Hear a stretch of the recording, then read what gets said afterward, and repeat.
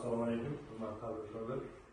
Bugun mana 7-noyabr 2025-yil Agrobank Paxtachi filialining navbatdagi mijozlar tadbirkorlar bilan uchrashuvini o'tkazamiz. Kimda hozir muammo masalalar bo'lsa, bitta turib murojaat qilasizlar, o'rganib ijobiy hal qilamiz. Tushunarlimi? Marhamat. Kimda murojaatlar bo'lsa, bitta navbat bilan turib murojaat qilishlaringiz mumkin. Men yozib olib shug'ullanaman. Ben doymadan qahramon san'atçılar qilmasdan jamoatchilikka yuzlansak deb. Oyunmurodov, ha? Oyunmurodov.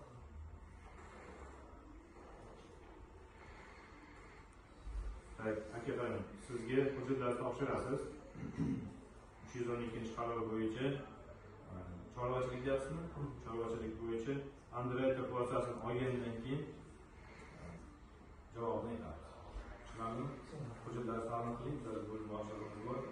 O'rganib chiqib javobni aytamiz. Yozib oling. Xo'p, keyingisi.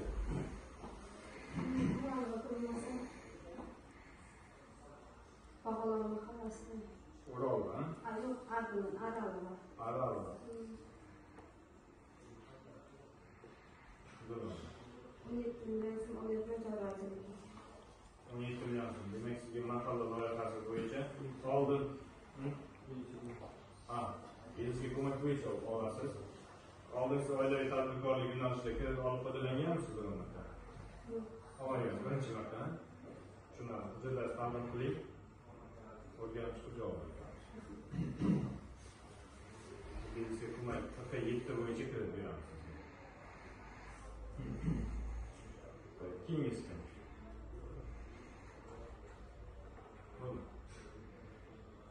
Boshqa mijozlar yo'qmi?